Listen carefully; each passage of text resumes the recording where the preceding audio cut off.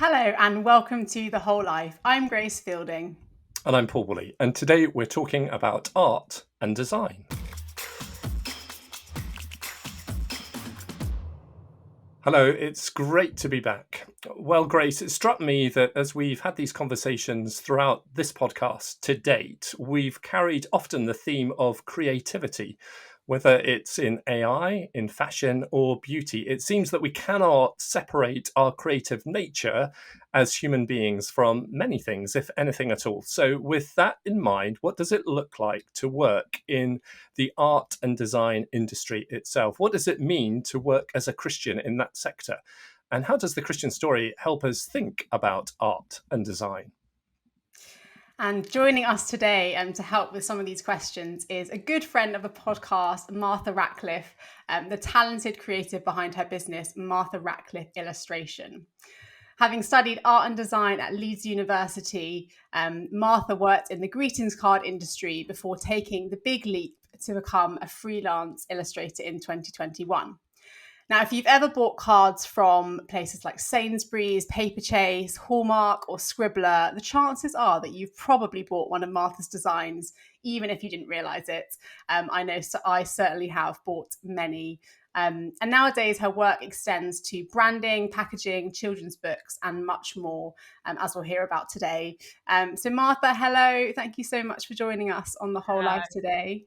Hello, how are you guys? It's great to be here. Martha, I wonder if we could start, I guess, with a bit of a definition of how, as an illustrator, you would describe illustration, and maybe a bit more of kind of for you personally, how would you describe your illustration style?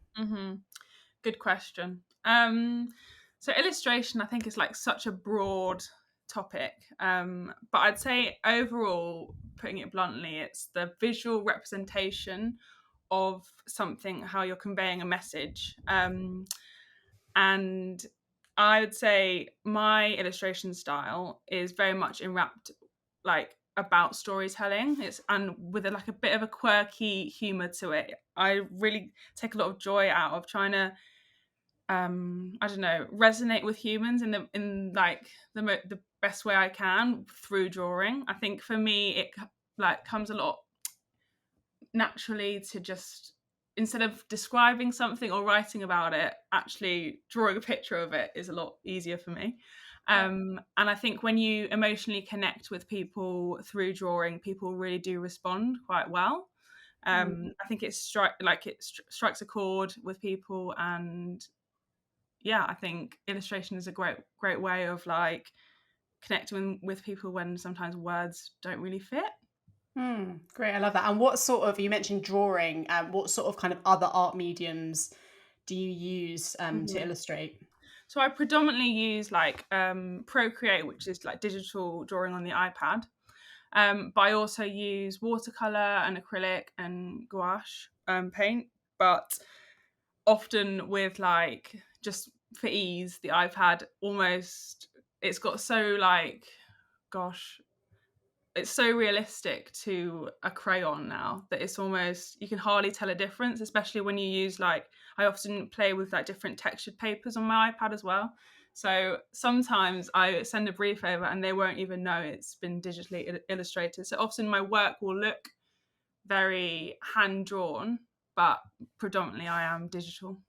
It's amazing. I remember when I first met Martha, I think it was when you were just going through that transition of kind of watercolor, paint to paper, and I think you maybe just started doing some stuff digitally. And I remember you saying that it just completely transformed your life because you were kind of, spending still a good amount of time, but comparatively to what you were having to do when you were doing it kind of, old school. Yeah. And there's such a, I get a lot of joy out of doing the old school way because it's a longer process and in some ways really a lot more relaxing.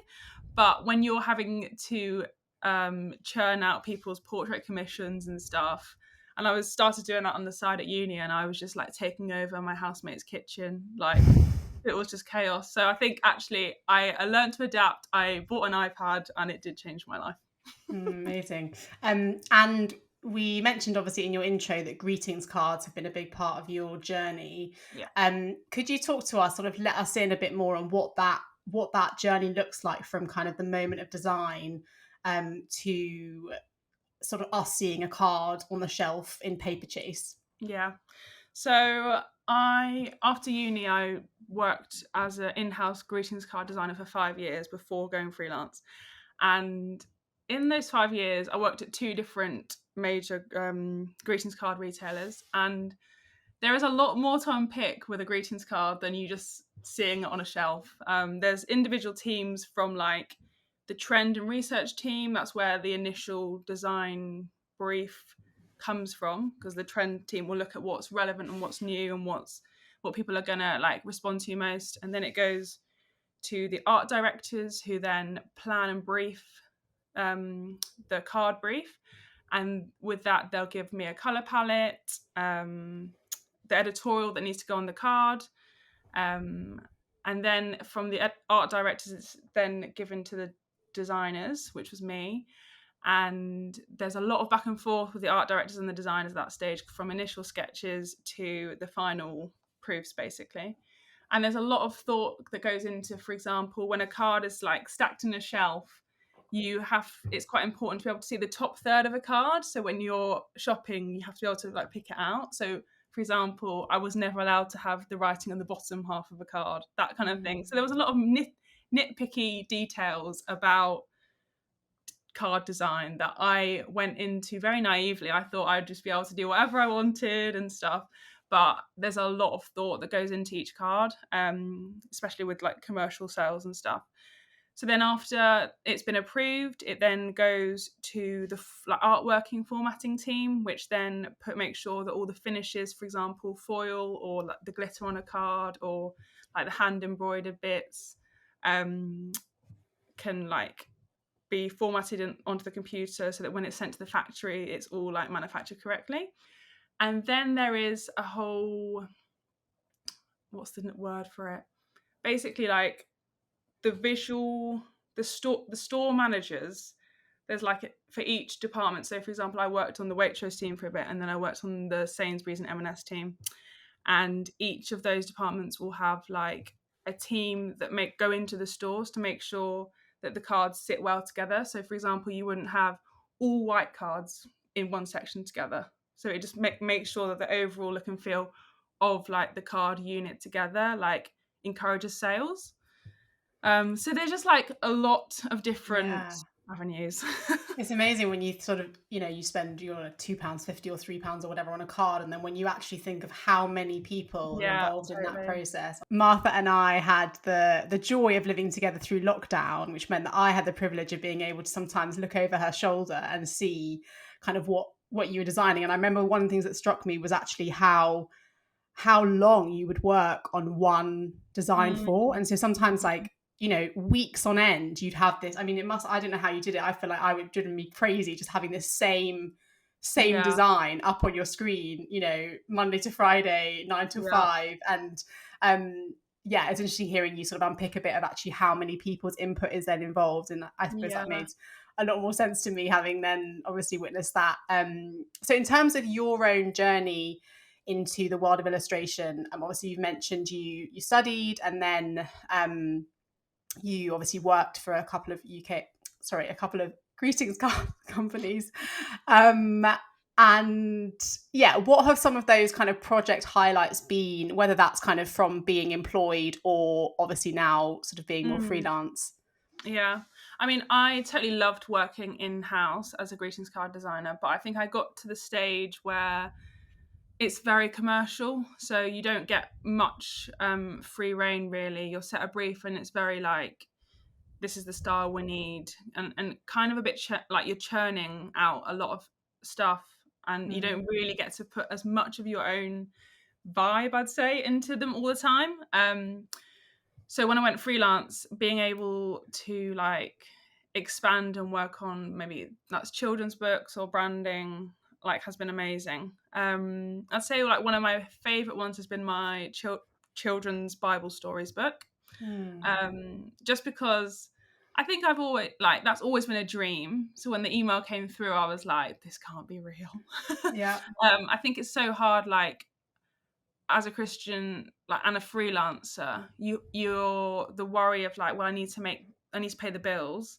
So you just kind of constantly taking whatever work you can coming in. But when it's a job that you actually like, you know, get a lot of energy and joy from and are like totally behind the vision, then it makes it all the more worth it.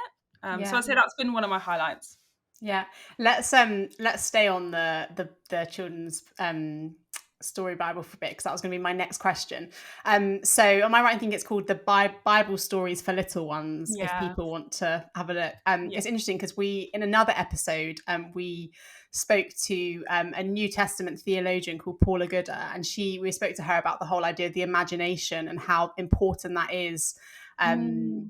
Especially when we read the Bible, and how actually we were discussing with her how actually children's story Bibles are often the first image that we build up in our mind of Bible stories that we then carry all the way through to our adult life. So yeah, tell us a bit more about how this project came about and kind of what the process is like, obviously as a Christian, then integrating your understanding of the Bible into then obviously a whole illustrative Bible for children. Yeah. So I worked with an American Christian publishing company. I think like Christian bookstores in America are like a massive thing, especially like children's Bibles. I mean, they're big here, but like in America, it's just like a whole other level. So even being contacted by like a Christian publishing company was great.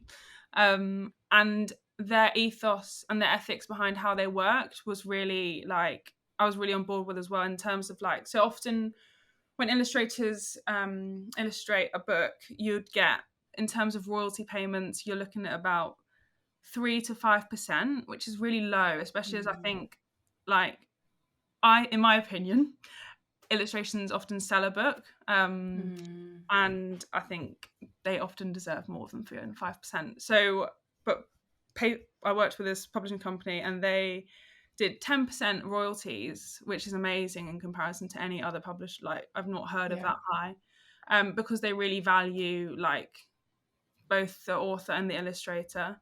And I think the whole process going like throughout like the initial sketches or just working with them in general was like really smooth sailing. And like, I think when you've both got a mutual understanding of like the vision and what this, like they felt that this was, they came to me with the concept that they want one for children, and they've been praying about who to contact and stuff, and I had been like, this is something I'd really wanted for a long time, and the timing of it landing in my inbox was really like perfect as well. So we just all were on board for it, thinking that this was like totally like from God, and like it was just really like a blessing to work together with that team.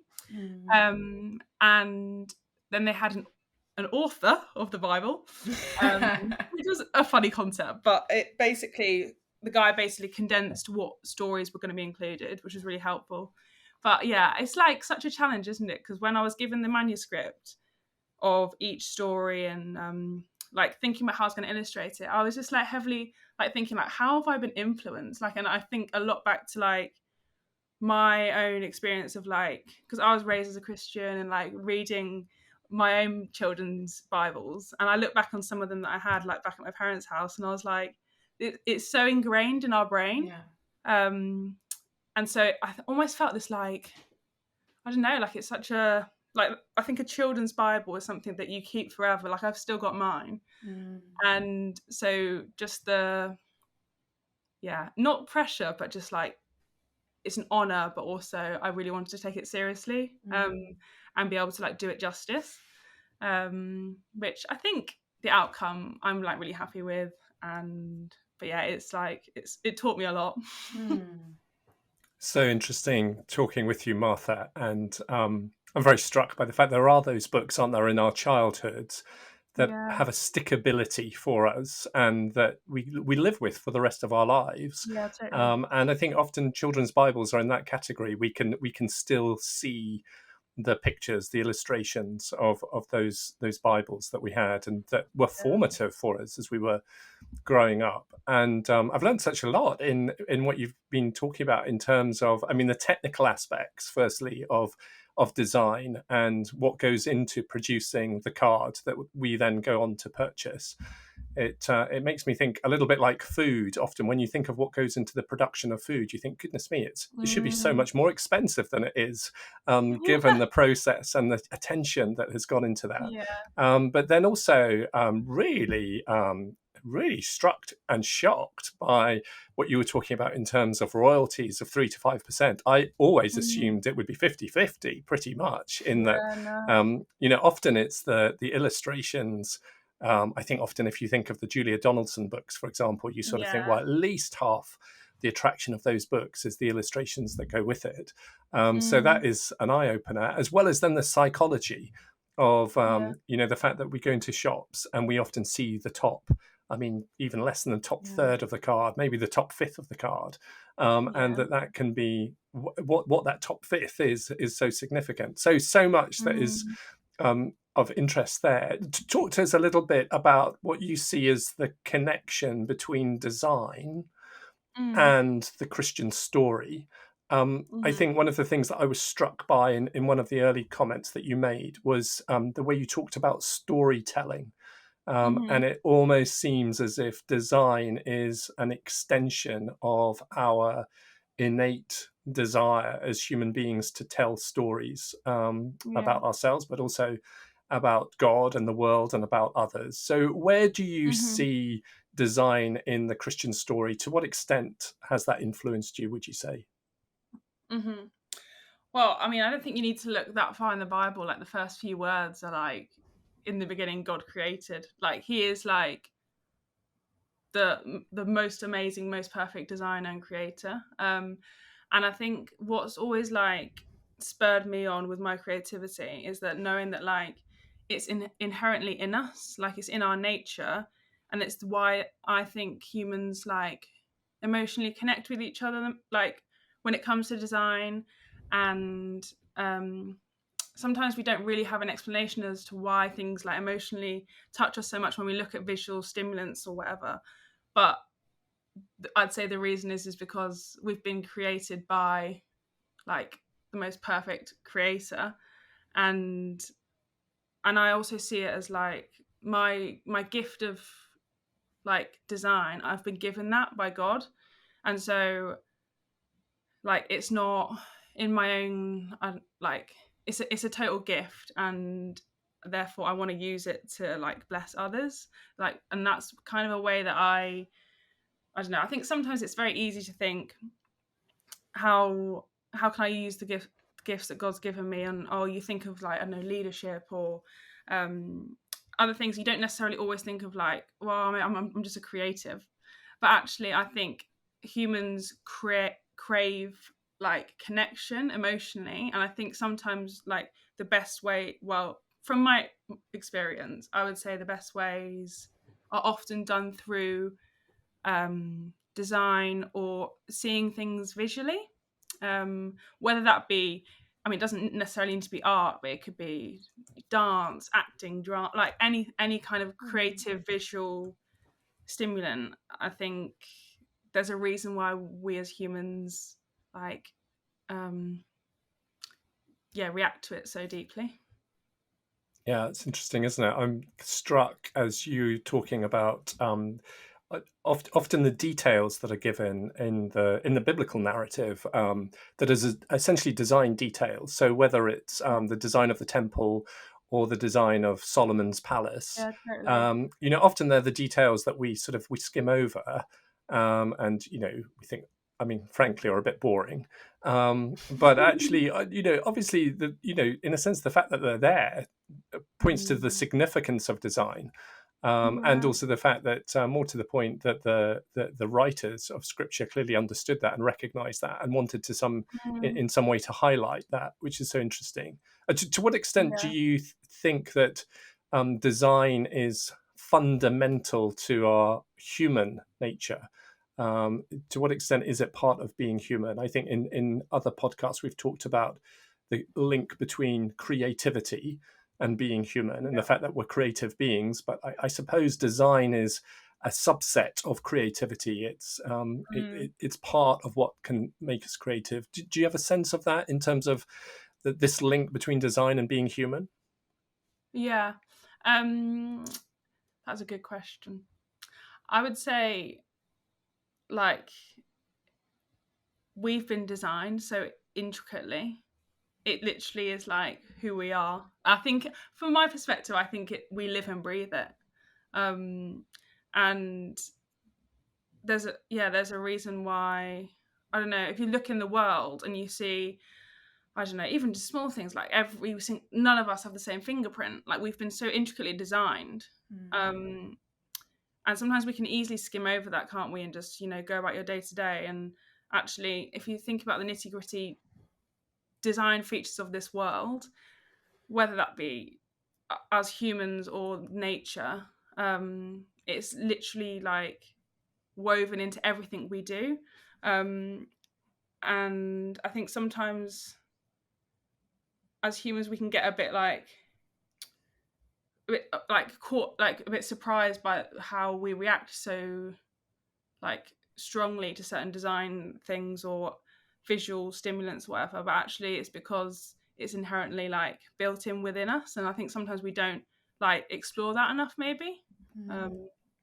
Yeah. I wonder whether, as human beings, we have this instinctive desire to look for design and an attraction to design, and to some extent an attraction to order and patterns as well, and to finding those patterns. I suppose we see that in maths, but we see it, so a little bit of personal information. So one of my favorite programs, just between ourselves, just between the two of you, is Grand Designs. So brilliant. I mean, so many aspects of that program I love, particularly Kevin MacLeod, obviously, who's such an optimist, as we know. I was not expecting that, Paul. Well, the thing is, it's that classic thing as well that, Grand Designs, every episode is essentially the same. I mean, usually someone gets pregnant. It's always over budget, and it's never, the project's never delivered on time. So there are those sort of three ingredients. But within that, I find myself as someone who's not a designer, and in a sense would never consider myself kind of in those terms as someone who naturally has a real kind of curiosity and interest about something that is well designed, and the process that goes into that. And then similarly, I suppose within life we look for, and in the natural world we look for pattern, don't we? And somehow when we see that is something that sparks joy within us. What do you think of that? Yeah, no, I totally relate. I think also using design as humans to connect with others, or I think I see it a lot with, for example, if I'm doing logo designs for clients. This is really random, but I take a lot of joy out of being given a total blank canvas. They give me for example, a few color palettes, whatever, but I'm allowed free rein to totally rebrand their company. And so taking something that and giving it new life in a certain way, and allowing my client to be able to visually connect with their clients is a real joy. And that's something I love about design, is that you're allowing others to communicate in ways that they necessarily wouldn't have been able to before. Yeah, that's interesting. I think sometimes when you see design, you don't always understand it fully, and I think it can be taken through different interpretations, whatever that is. But sometimes you can be struck by something you've seen and not necessarily think you would have been emotionally captivated by it. But that's the beauty of it, that you don't always fully understand the process, but actually being able to emotionally connect with others and explain what you want to communicate through design is a total joy. Amazing. I was just thinking that when you're talking about grand designs, especially, Paul, and I was thinking about just that question again of kind of how much of design is kind of innate in all of us as humans. And actually, I think even the fact that we have, even if we wouldn't call it this, design preferences. So, how I choose to kind of decorate my house might be different to how the two of you do, and actually that in itself doesn't necessarily mean I'm going to be the one kind of executing it, but actually even the fact that I as a human have things that I think look nice or nicer than others, there's a creative design clearly within me, which there's, it's hard to describe why I might, like one sofa and Paul might like another. But there's obviously something, inbuilt within us as humans, that we have kind of certain propensities towards different types of design. Yeah, totally. And personality, I suppose, that design speaks of personality, doesn't it? And so therefore, when you're doing the brand projects to design a new logo, what you're trying to communicate through that presumably is something of the personality of the organization behind the logo. And demonstrate something of the brand behind the logo. We have just not far from where we live, there's a National Trust house, and if you go into the house, each room is designed according to a different era. So there is a room that is I think there's a 1950s room, there's a 1920s room, there's a 1650s room, something like that. And you'll be surprised to know, Grace, that my favourite room is the 1920s room. So I go into that, and what's so extraordinary is as you go into those rooms, you see how that design, and of course, I'm sure I'm probably projecting quite a lot onto this, but the design, it sort of both reflects, but presumably to some extent shaped the culture of that time. So you get a sense of the 1920s and maybe the optimism of the 1920s, and obviously to some extent the decadence of some of the 1920s. I mean, depending where you were in those designs. But at the same time, I sometimes wonder the extent to which this design sort of shaped attitudes and shaped culture, and that sort of dynamic between those two things.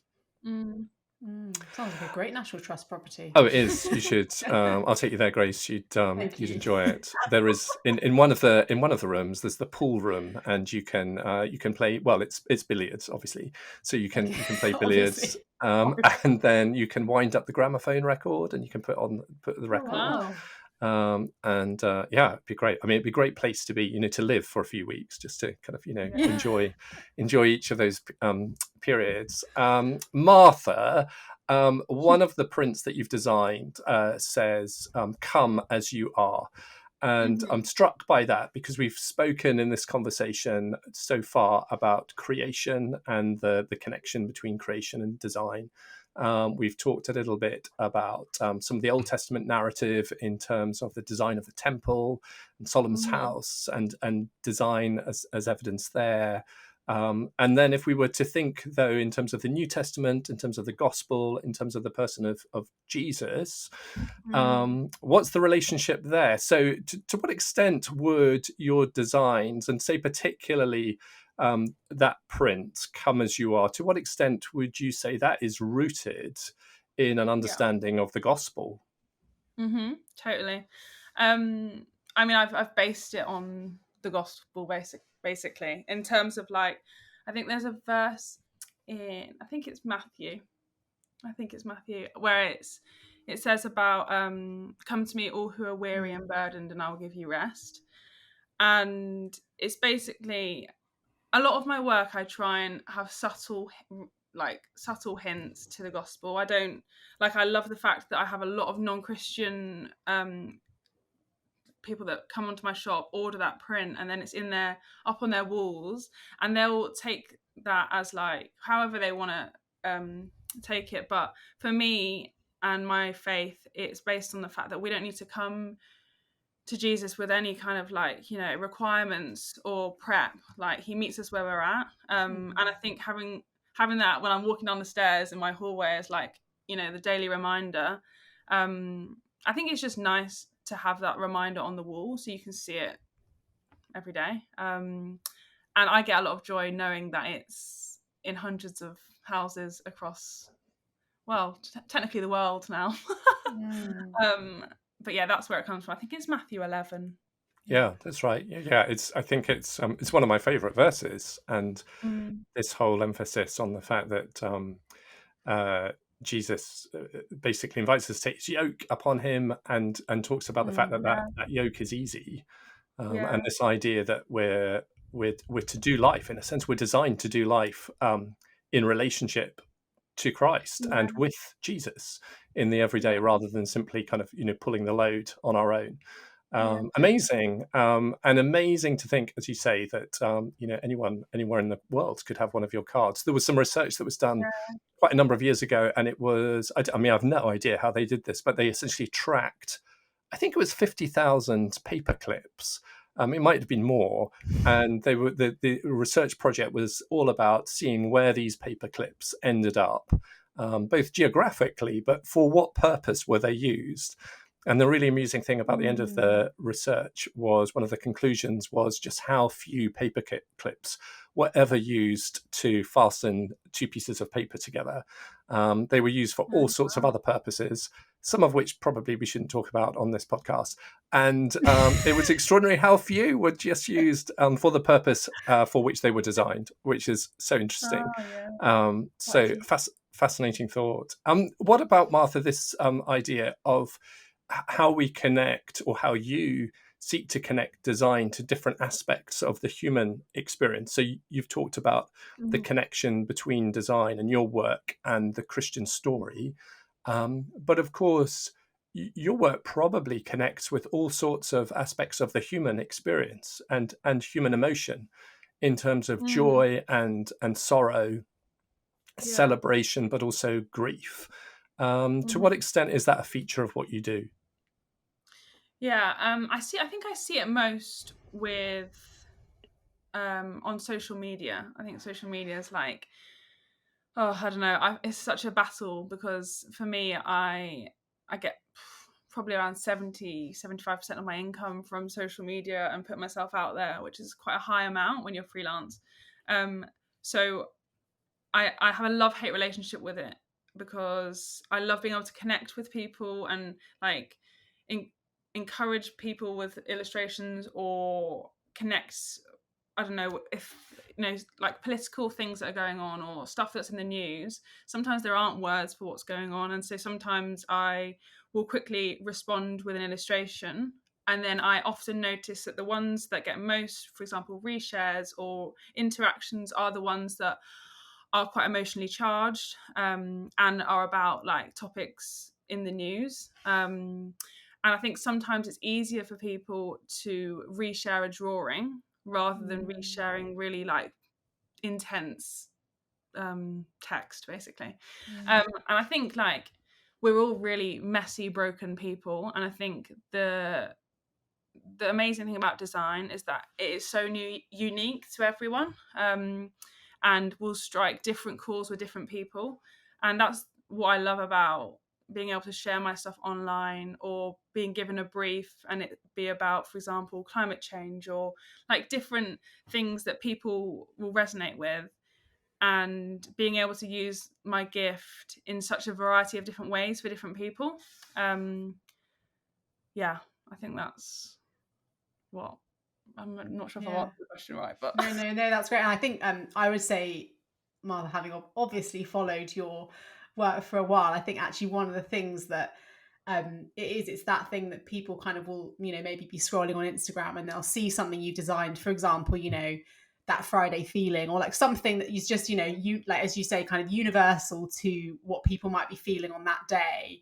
And actually it's almost this kind of like aha moment of like someone else understands what I'm feeling right now. And I think you do that so well in being able to, in a kind of playful but sensitive way, kind of depict almost, as you say, sometimes how people are feeling, but they either struggle themselves to put that into words, or you've maybe identified a feeling that they didn't even know they were feeling that day. And I suppose I'd imagine that's a large part of kind of the interaction, or as you say, the reshares. It's like people being able to almost have this sense of like relief and like almost maybe like catharsis of like, oh, somebody else who doesn't know me actually knows how I feel today and has been able to produce something beautiful that I can then kind of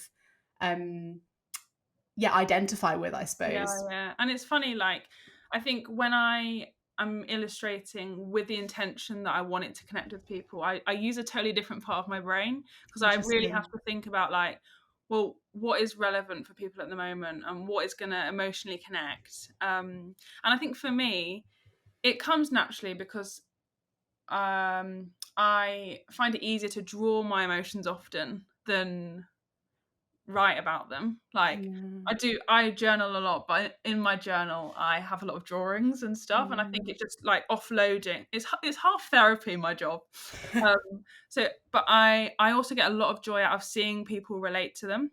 And I think I get asked a lot, like, oh, how do you think up so many different like ideas and concepts all the time? And like, because I often like will post quite frequently on social media with different illustrations, and I think it's just, yeah, you can get bogged down with trying to churn things out, but actually if it's just coming out of like you want to share how you're emotionally feeling and you want to have that human connection emotionally, then it does come kind of naturally.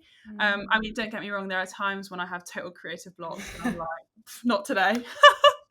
But I do think I'm quite an emotional person, and I use drawing as a way of like connecting with others. And I think people do respond well to that. Yeah, no, I think they do. So you've kind of pursued this career, I guess, well, not I guess, definitely career in art and design, and have, now obviously built your own business from it. How would you say that as a kind of a small business owner, your faith shapes the way that you run it? Are there certain things that you think would be distinct to you in terms of how you sort of, I guess, are as an illustrator or are as a small business owner that might differ from somebody who maybe hasn't got the Christian faith element?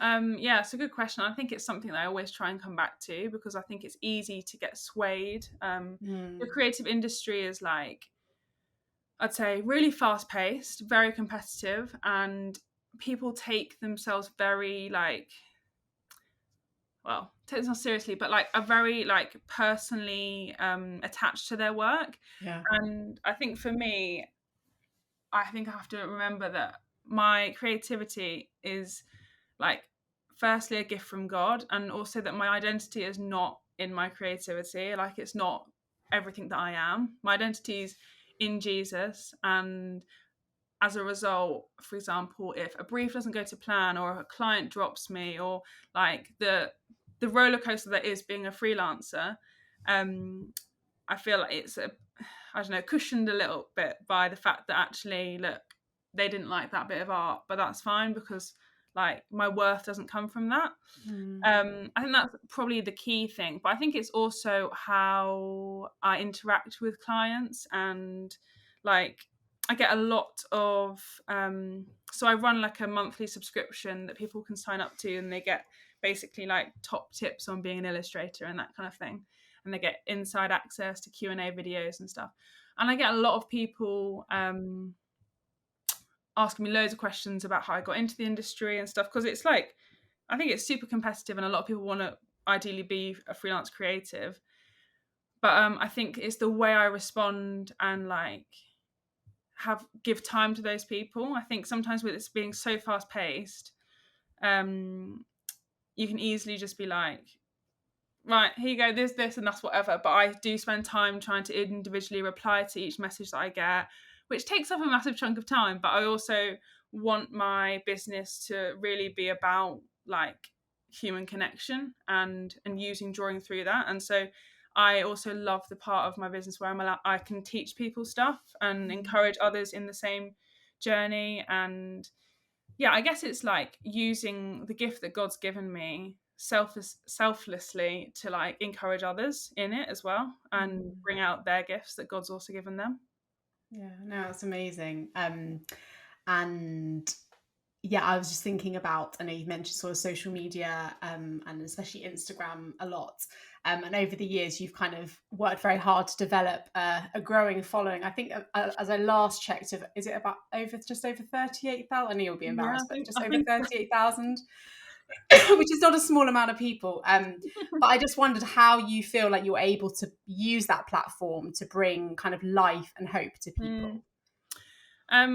Yeah, I'd say it's similar to what I said before, just like, I think sometimes, I don't know, Instagram can be so saturated with influencers and not really knowing, like seeing the wood for the trees. It's all a bit like what is actually real here. And so I think I really want my Instagram to be, yes, it is my online portfolio in a lot of ways, and it's the way I make money, but I also want it to kind of cultivate a community within it that like allows people to get answers to questions that they want, or to get feedback about artwork they've done, or for example like resharing their stuff, or encouraging others in like giveaways or whatever. But yeah, it's also just, I don't want people to be, I don't know, I think I have such a love-hate relationship with Instagram and social media, because you can really get like, oh, I've not had enough likes on this post, or and like that's totally not what it's about. And for me, like my Instagram has taken about 10 years to get to like 38,000, and that's such slow growth. So I think people see these like Instagram profiles with so many followers, and in the grand scheme of things 38 is nothing compared to some other illustrators that I follow, and you can get really downhearted by it. But actually it's the day-to-day interactions on my Instagram account that I want to be able to like encourage other people in, and it's that emotional connection that is my main goal really. And then as a byproduct, work does come in through it, but it's not the main feature. So it's that hard balance of like wanting to be like full of integrity on Instagram and not being this like buy this because I've been given it for free, that kind of like world. But also like sharing parts of my daily life but also being encouraging in it, which is a very hard balance, I would say. Well, I think you do it very well. And it's really good to welcome an additional 38,000 listeners to this podcast. You are very welcome, friends. Thank you so much, Martha. Where can people find you on Instagram, Martha? So my Instagram handle is Martha Ratcliff Illustration. Brilliant. So we would encourage people to go over there and find you and keep track with what you're up to. Martha, can you give us any kind of lowdown inside knowledge in terms of what are you up to just now? What particular project are you working on at the moment? I've got 2 children's books I'm currently working on, which is very exciting. There's some other potential books, but a bit further on down the line. And then I'm working on 2 branding projects for some branding clients. And other than that, I'm doing a lot of family portraits still, which has literally, that was the first thing that got me into illustrating, and it's carried me right to here. So they're not ending. Brilliant. So I feel like you have a love-hate relationship with those as well, Martha, don't you? Of like, you love them, like, but they bring in some income, but I also am like, oh. I've recently just had to illustrate, I think it was 30 portraits for an event, like an influencer event in America, and I got to like the 20th one, and I was like, oh. Martha, tell everyone what you did for your wedding favors though, because that was something else. Yeah, I went a bit over the top and decided to illustrate every guest. Oh, that's as a wedding favor. As their wedding favor, they were like in tiny little framed, squares. So that's yours, me Grace? from when we got engaged. Mine is, I'll have to find mine. It's not in this exact room, but I do have. I'm sure it's framed somewhere. Oh, of course, it was given to us framed, Paul. It was a wonderful gift. I was going to say, Grace and I, we could have we could commission you, Martha. But if Grace already has hers, perhaps just me would be fine. Yeah, to be fair, I've been commissioned to do a few podcast designs. So there we go. Well, we'll have a conversation after, Martha. We'll be in touch.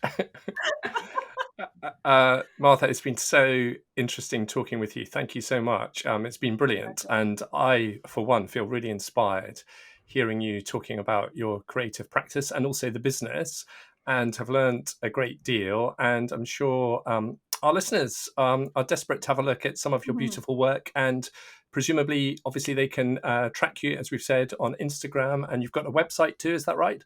Yeah, that's right. It's www.martharatcliffillustration.com. Brilliant. So do go over there and get in contact with Martha. Thank you so much, Martha. It's been great to meet you. Thank you, Great Martha. chat. Thanks, guys. So, Paul, another great episode with Martha today. What did you think of our conversation? Did you have sort of much, I suppose, awareness or understanding of illustrating or illustration, I should say, leading into the conversation? Almost none whatsoever, Okay. Grace. And so it was really interesting, and I learnt a great deal. I suppose in terms of Martha's work as a designer, I mean, there were two things that have kind of really struck me. One is I thought that line about that her job was half therapy was a brilliant line. And I thought, I can see absolutely how that applies to the world of the designer. In truth, I think that applies probably to all of us. Yeah. In a sense, maybe it is an indication of work that is life-giving and is productive. That in a sense, when we're doing the work that we're doing, a big part of it is dealing with ourselves and narrating ourselves and discovering more about who we are and how we've been created, how we're wired. So I thought that was interesting and will help me reflect on each day in terms of to what extent was that therapy this day for me. But I think there's something very wise that is worth thinking about on there. I think the other part that I was struck by, again, in terms of the work itself, is that I can completely get how, for the designer, they are bringing so much of themselves and their personality and their commitments, including their faith commitments, to their work, to design. At the same time, an insight, and particularly that comment around the royalty split, which I'm still shocked by. But it was an insight into how commercial and how competitive and how brutal, in a sense, that industry can be. So if you put those two things together, that's a really interesting combination of things, isn't it? Where you're bringing so much of yourself, but at the same time, you're in a very commercial environment.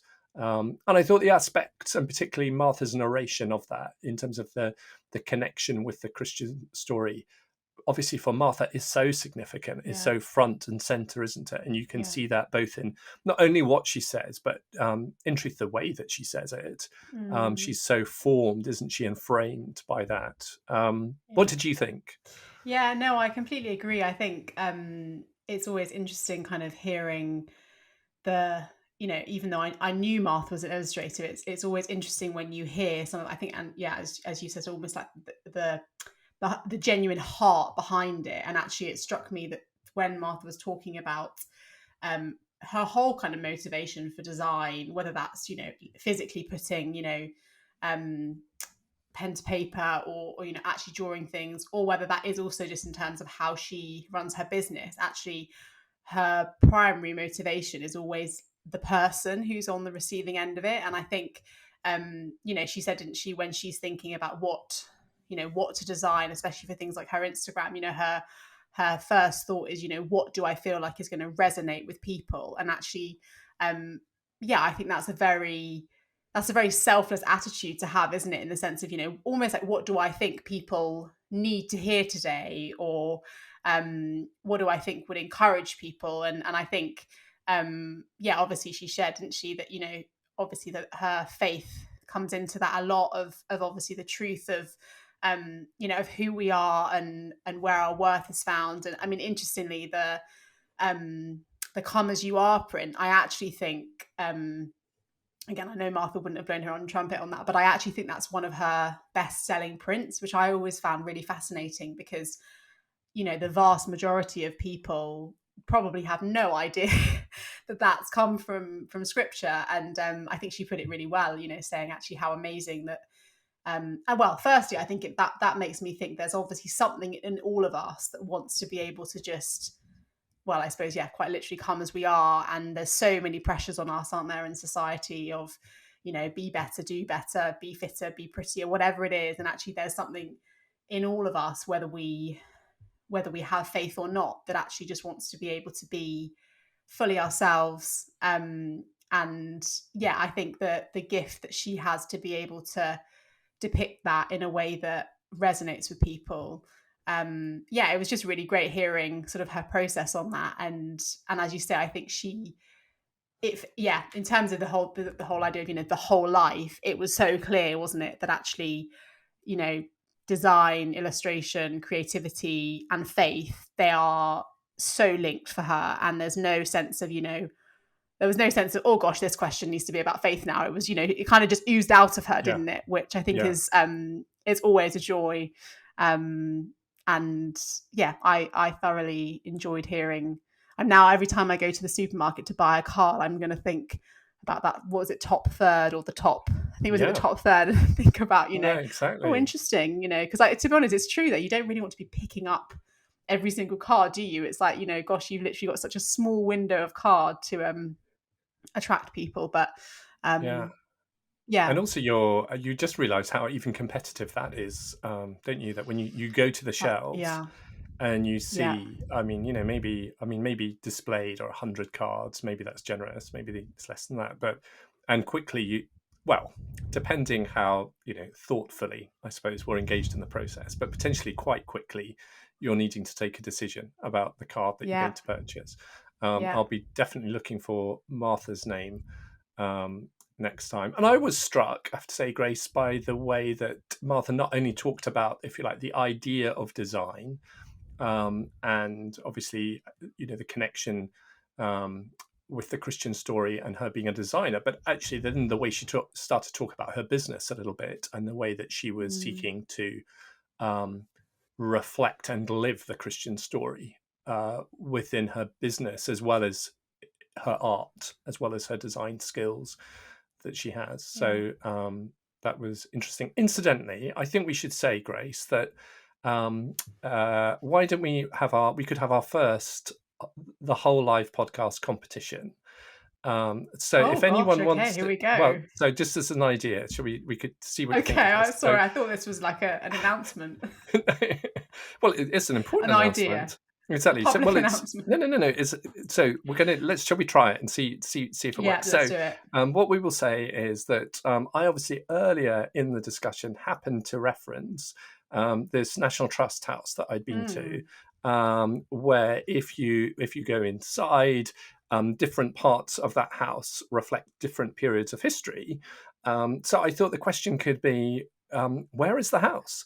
And for the person, or if there are multiple, of course there will be millions probably of people that enter the competition. And so if you'd like to enter the competition, please don't be put off by the fact that fact. We will then pick out the winner, so the first one that we pick out, and we will send a little prize off to you if you would like to do that. And so the way to do that probably is if you drop an email to hello@licc.org.uk. That is a way that you can enter the competition. Or you could, if you're on X, why don't you just send me a message on X? I'm Paul T. Woolley. That's my Twitter handle, formerly known as Twitter. I apologise, obviously now X.